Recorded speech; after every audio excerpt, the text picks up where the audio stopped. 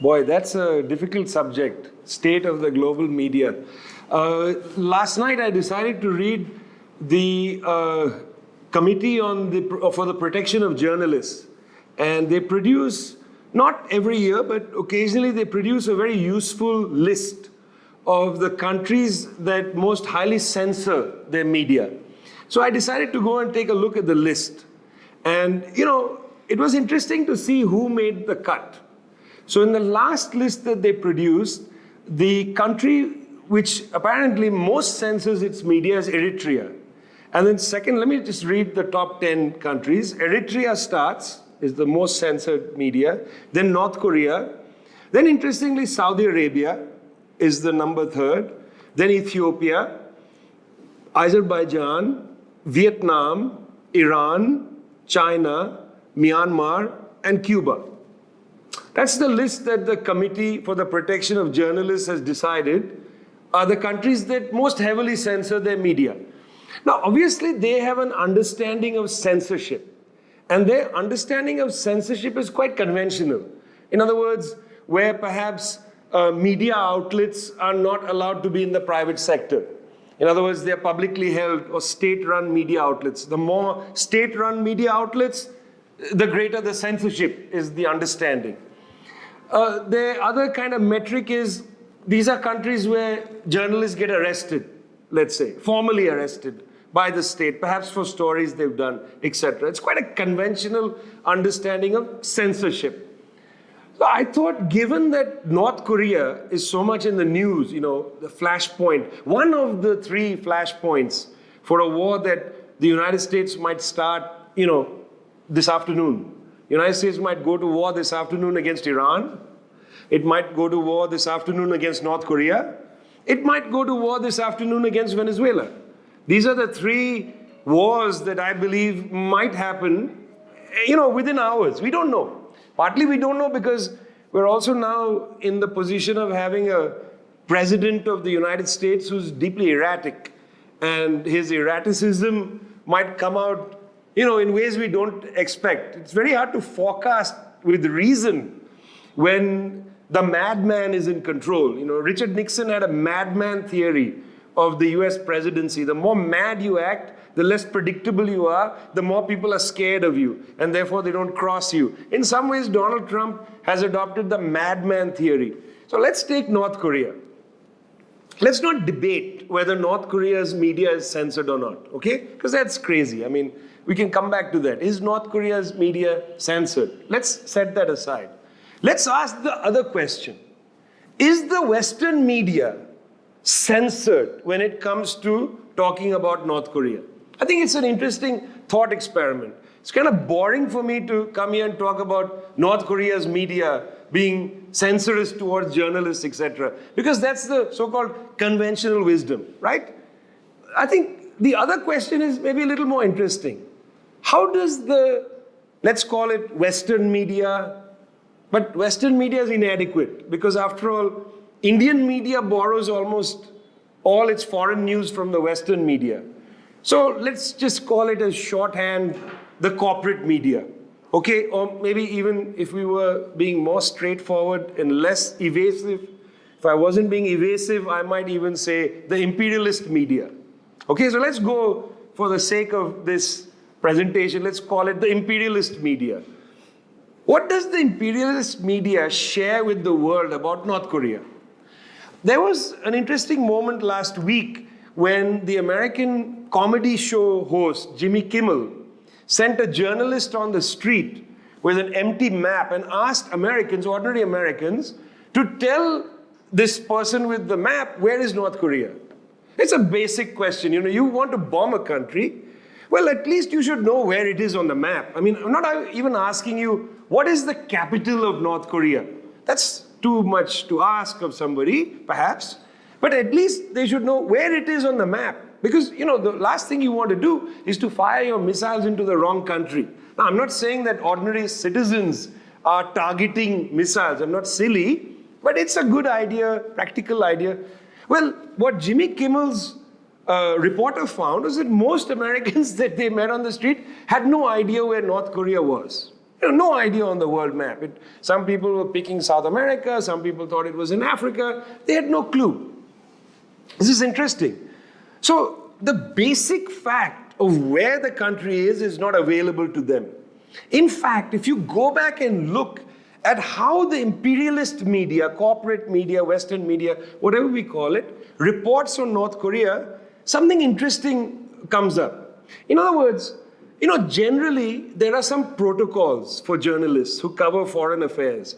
And one of the protocols is to get the basic facts right. So what you find with North Korea is any story is allowed. Any outlandish story, that dogs are being eaten in the countryside, or that, in fact, the leader is dead. In fact, there was a parody website that ran a story saying Kim Jong-un was dead. And the stock market in South Korea tanked. Because the parody story was taken as real. Why was it taken as real? Because really every report on North Korea is a parody story. Nobody has stepped back from the cartoonish descriptions of North Korea to ask basic questions. When you write as a journalist, particularly when you write about foreign matters outside the context of the country. Look, if I'm writing for The Hindu about Tamil Nadu politics, I don't have to explain the Dravidian movement. I don't have to explain what's happening in AIADMK, although these days it's a pretty good idea to explain to people, what the complexities are. You don't have to do that because in general, the readers, understand something of the context of what's happening when you're in a domestic market. Generally, people understand. If you're writing about, Indian politics, generally people know who Amit Shah is. But when you write about foreign affairs, there's an obligation to explain. In other words, the explanation, taking the reader out of their context and providing them with the process of a place's history and its context is central. Without that, how can a reader understand how that country's people think, how its political leadership makes decisions? These are, it seems to me, essential things to understand. With North Korea, there is no attempt to explain or understand its contemporary history.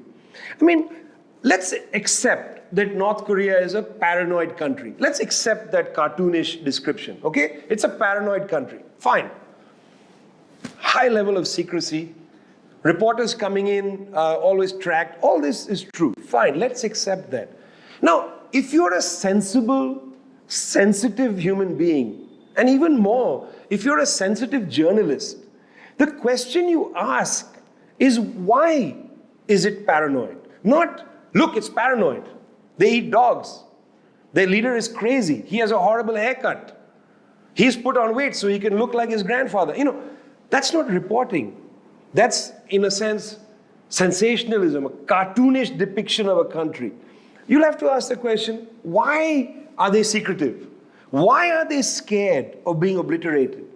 Now, if you ask that sensitive journalistic question, which is, I think, an important approach, important direction to take, then you have to confront North Korea's history. You have to confront the fact that North Korea is actually in a war.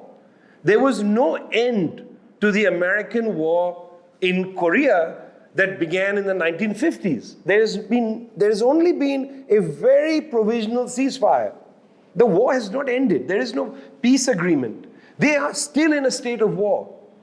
If you go back and look at that war, the United States bombed that country mercilessly.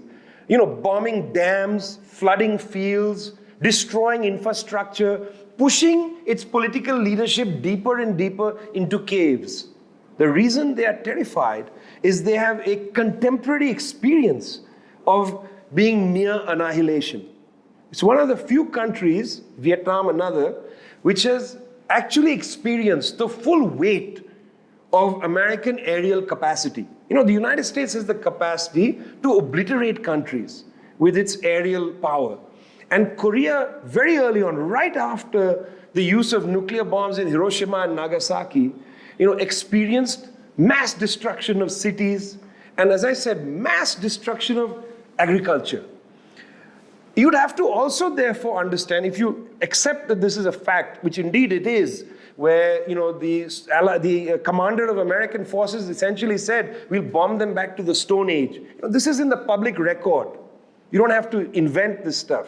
Journalists can find this. There are historians, people like Bruce Cummings, who have written about this. You'd also find that the Americans collaborated in the Korean War with former Japanese fascists, including, by the way, the grandfather of the current head of government in Japan, Mr. Abe. His grandfather was a fascist. There was collaboration with these people to go and get Kim Il-sung, to somehow kill him. This man, the grandfather of Abe, was in a unit that was tasked with killing the grandfather of Kim Jong-un. There are deep and pernicious histories involved here. They are scared of massive attack again. The war has not ended.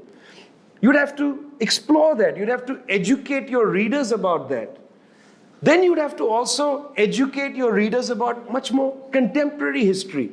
In other words, they'd say, why do the North Koreans have a nuclear program? Shouldn't they be feeding their population? It's a very fair question. It's a very humane question.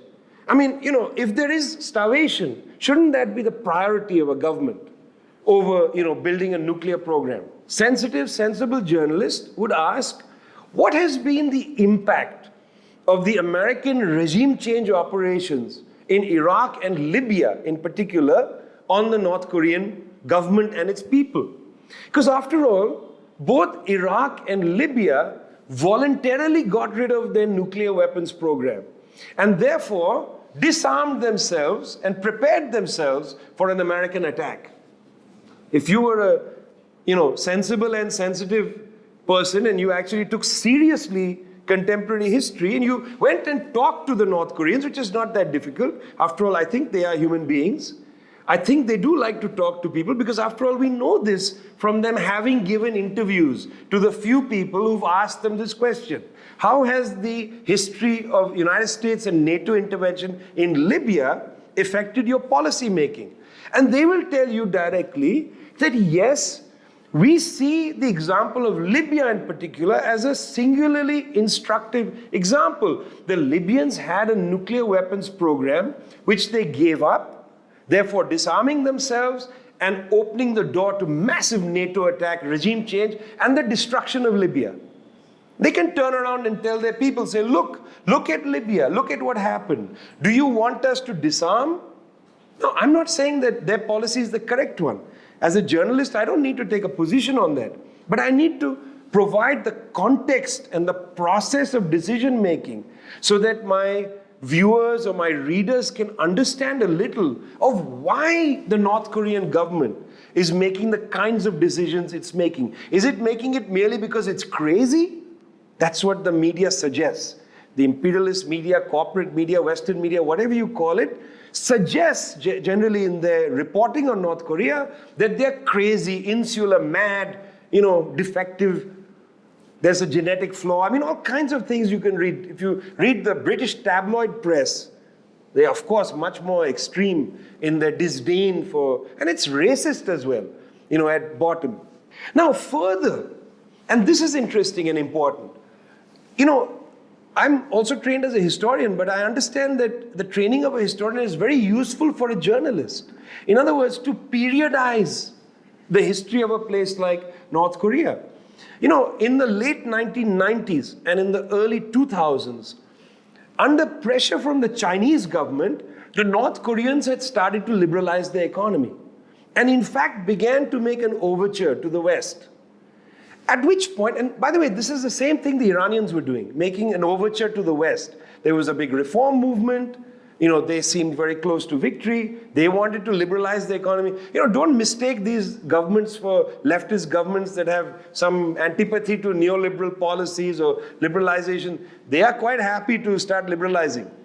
And they tried to do whatever they were doing between 1998 and 2002. But then the Americans, bizarrely, because of a kind of insensate neo-conservative politics, attached Iraq, Iran and North Korea into a concept, which was called the axis of evil. And the Americans said, that is George W. Bush, then President of the United States, said that these three countries are not only the axis of evil, but it's the responsibility of the United States to knock out their regimes. And as if to make their concept vital come to life, they knocked out the government in Baghdad. Now, imagine if you're in Pyongyang, by the way, capital of North Korea, or in Tehran, capital of Iran, you are thinking, wait a minute, the Americans have placed us in this concept called the axis of evil, and we know it's not a joke. We know it's not a joke because they just took out Saddam Hussein's Ba'ath Party in Iraq. They're going to train their guns on us next. So now, if you put this into the context, if you explain this to your viewers or your readers, they have a better sense of the stakes of why North Korea takes the position it takes.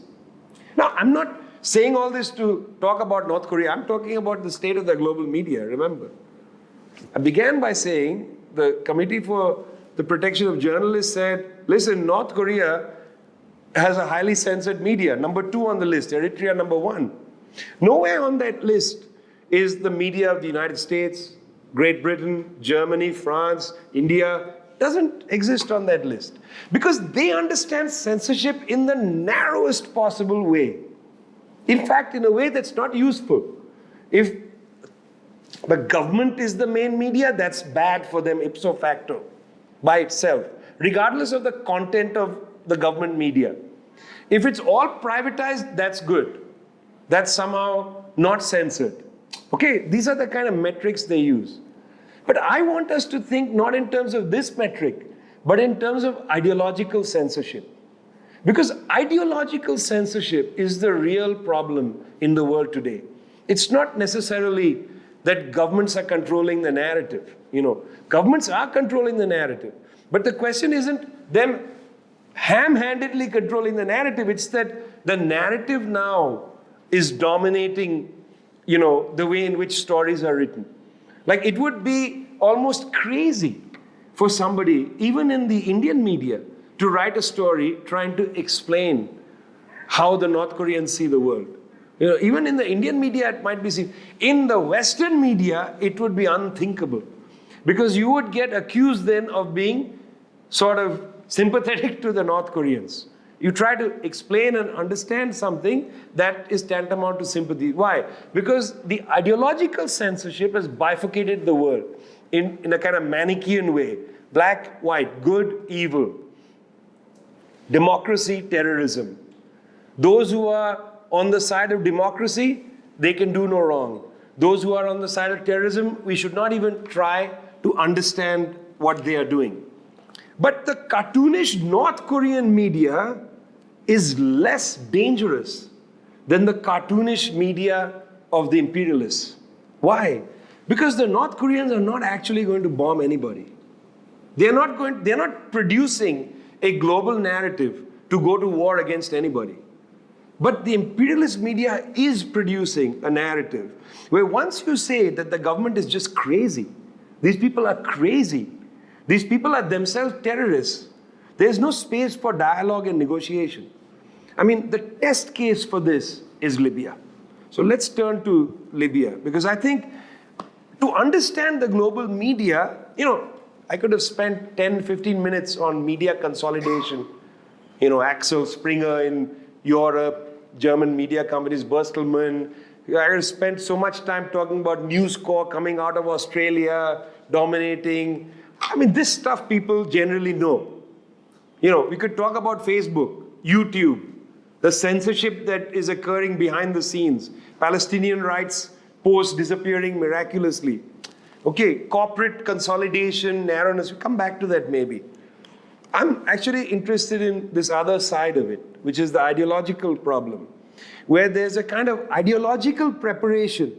There's an ideological homogeneity that's beginning to take hold in the global media. There's an ideological homogeneity that's killing off the ability to think from other people's viewpoint. You know, what is it to be human? It's to empathize with other people's viewpoint. How can you have diplomacy without empathy? When diplomats meet to negotiate a conflict, they have to be able to see the conflict from the eyes of the other party. Otherwise, there's no way they can negotiate. They have to see that the other party has legitimate grievances. If they don't think they have grievances, and if they are much more powerful than the other people, they'll just bomb them. Let's look at Libya. Now, you see, the Libya story is interesting because that is the NATO war in 2011. The Libya story is really quite interesting to me because this was a war that was produced by the media, by the imperialist media, the global media, the Western media. How did they produce this war? I remember being at the United Nations, interviewing people, asking them, this is in late February of 2011, asking them simple questions like, how do you know what's going on in Libya? Like, what is your basis of knowledge? The UN doesn't have a team there. There's nobody there. The opposition is based at the time in Benghazi. They are telephoning Bernard-Henri Lévy, the so-called, or the French so-called intellectual who was on the phone with the French so-called politician, Nicolas Sarkozy. And they were talking about how they should come and, save the Libyans, etc. How was the office of Ban Ki-moon, the Secretary General, able to make a determination of what's going on in Libya? What was the basis, the factual basis of that determination? Simple question, right? I mean, it's what people should ask. How do you know what happened? Recently, the Trump administration dropped the mother of all bombs on Afghanistan, on Nangarhar, in far eastern, southeastern Afghanistan, Nangarhar province. The Washington Post immediately published a story in which they said that this bomb was dropped, this massive bomb. So many ISIS members were killed. There was no civilian casualties. Now, this was a story written by Robert Costa, a journalist. I'm coming back to Libya, but this is a good detour. Robert Costa, very good story. Based on what? How did Robert Costa know that the bomb which was dropped by the United States government, on that there was no dispute. The United States said we dropped a bomb. But how did Robert Costa know how many ISIS members had been killed? Number one. And secondly, how did Robert Costa know that no civilians had been killed? These are elementary factual matters. How did he establish that? When the Washington Post was asked this question, they answered, they received the information from the Pentagon. In other words, the United States military, which had dropped this bomb, the mother of all bombs, in a press release, said that so many ISIS had been killed, and they revised the number, they upwardly revised it, and no civilians had died. And the paper published this as a story. They didn't say in the story, we got the facts from the Pentagon. They published this as a story. Now, that to me is in the realm of basically censorship. That's state-driven stenography. That's not journalism. Journalist has to be able to confirm certain things. A young Afghan journalist, very smart person, stringer, based in Kabul, got into a car and drove to Nangarhar. The area was closed to journalists. He was not allowed to enter there. He was told that it's an active combat zone. Interesting, you dropped this huge bomb, you claim to have wiped out all of ISIS, and now you say it's an active combat zone. He was not allowed in. So he went around the perimeter of this massive crater. It was an enormous crater, miles. And he said, he interviewed villagers around there, and they told him the ground collapsed under their feet. They also told him that there were thousands of people living in that zone, in villages in that zone. So now he could walk away, and based on his field intervention, he could say, well, I don't know how many ISIS were killed. It is clear that there were ISIS fighters there, because in the previous summer, the Afghan National Army had engaged ISIS in that area. We know that that's true. But we do also know this was not a remote area in some hills. There were people living there, thousands of people. I cannot confirm the death rate, but I know that outside the crater, people felt the ground move, which means there must have been something inside the crater. We just don't know. which means that the Washington Post story was censored because it was gifted to it by the US military, and the story didn't, again in a sensible and sensitive way, ask the basic questions when the journalist wrote the story. Basic questions were not asked. Now, where is censorship? Remember this concept of ideological censorship. It's a very important theme for me because it's true. The United States government may not arrest journalists. It's true, there may be millions of journalistic outlets available, free in some way. Access to information is going to be difficult, and you begin to rely on the state to tell you what to write. And then there is this ideological censorship, where you begin to inhabit the narrative. Libya. How did the Secretary General know what was going on? Interestingly, the first time that they answered the question, they said it was from press reports. Now, that's interesting. The UN Secretary General Secretariat is making a determination about whether or not the Security Council, in other words, the Secretary General has to make a statement when a Security Council is debating whether to go to war against another member state. Their basis for understanding basic factual information on Libya was based on press reports, very vague. So then what's the natural follow-up? Which press? Whose press reports are you looking at? And where is this press writing from? Well, it turned out that it was the press of Saudi Arabia, which is a press news empire called Al Arabiya. Now remember, on the Committee for the Freedom of Press, Saudi Arabia was number 3 after North Korea. So we had Eritrea, North Korea, Saudi Arabia.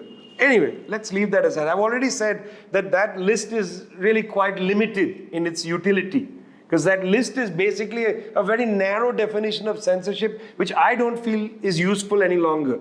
I would like the Committee for the Protection of Journalists to take a broader view, look at ideological censorship, look at much broader questions, but obviously they are not going to. But you took Saudi Arabia, its press, which is an entirely 100% government press, its reports of massive civilian casualties in Libya. And based on that, you allowed a discussion at the UN Security Council over whether the United Nations should authorize a military strike on Libya. Based on press reports, and then more concretely on Saudi Arabia's press, Al Arabiya. Now it turned out that Saudi Arabia actually had an interest in attacking and destroying Libya. Now this is another question. We don't have time to get into it. The king, then king of Saudi Arabia, hated Gaddafi. Again, we are reasonable, thoughtful people. We always think there's more, involved in it than merely that kings hate people and so on. But in the case of monarchies, they can make policy based on their personal opinions. Although this is, there were other issues involved. But I'm not getting into that. What I'm interested in is that this was the standard. This ideologically censored media was the standard for the way in which the world was now told about what was happening in Libya. After the war, when investigations were done based on those previous assessments of mass civilian casualties, it was found that the casualty rate was much lower. Secondly, it was found that casualty rates were mainly male. Now, it's an interesting idea if you're a journalist, sensitive journalist looking at war, if you look at casualty rates, you know that civilian casualties are greater when the casualties are male and female in relative equivalence. That means bombardment is taking place in homes, is taking place in parks, in civilian areas. If it's largely or only male, then it's, I think, should send a flag up that these may have been people who were fighting. They may have been combatants, or one way or the other. But they also found the numbers were much lower. Okay. Now, based on this, when various organizations approached NATO, which had, under whose auspices the war had taken place, and asked NATO, allow us to do an investigation, NATO refused. Peter Olson, the lawyer for NATO, said that it's not possible. And what he said is instructive. It comes to ideological censorship. What Peter Olson said is, it is not possible for NATO to deliberately kill civilians. Now, just remember this in line of how the media reports, say, from Syria or from other places in the world. When the West bombs, it bombs for a reason. Al Arabiya has said civilians are being killed. So when it bombs for a reason. When other countries go into conflict, and I'm not justifying their conflicts by saying so, I'm merely pointing out the so-called ideological double standards here. When other countries go into conflict, it's always for the wrong reason. They could not have a reason to enter conflict. The West is the only noble agent in the world. Secondly, if the West ever does kill civilians, it is accidental. When others kill civilians, it's deliberate. Olson said that the West, the NATO could not and can never deliberately, we will never have a policy of deliberately targeting civilians. It's not possible. Therefore, we cannot be investigated. That was what the lawyer said. They refused investigation. Imagine this. Why was this not on the front page of every single newspaper? That NATO, which had received the imprimatur of the 193, 194 member states of the United Nations, refused to be investigated by the UN, even though the UN mandate given to NATO said that after the war you have to be investigated. Why didn't every single newspaper in 193, 94 countries put this on the front page? I mean, why didn't the Times of India have this on the front page? In other words, the India, which was, I think at that time, the president of the Security Council, participated in this decision-making process, and India is horrified that there is no after-action, basic investigation. Nobody, silence. Because we all live under ideological censorship. All these media outlets, to some extent, believe that when the West bombs, if it kills accidentally. If it kills civilians, it kills them accidentally. When the Eastern malevolent dictator attacks, they intend to kill civilians. This is a very old colonial idea. In the colonial logic, when the British conducted atrocities in India, they did it for pedagogical purposes. They wanted to teach Indians how to behave, etc. Like during the aftermath of 1857-58. It was pedagogical, teach the Indians how to become modern. When the Indians acted, whether it's Black Hole of Calcutta or whatever, the slaughter of, in Lucknow, that the slaughter of the English families, etc., it's monumentalized as the barbarism of the East. This is ideological censorship, and it lingers from colonial times to the present. Finally, very quickly, let's spend just a minute, on the current conflict in Venezuela and Brazil. Very quickly, just another example of ideological, and in this case, institutional censorship. Now, it would be useful for humans around the planet to understand that in Brazil and in Venezuela, the media is entirely corporate.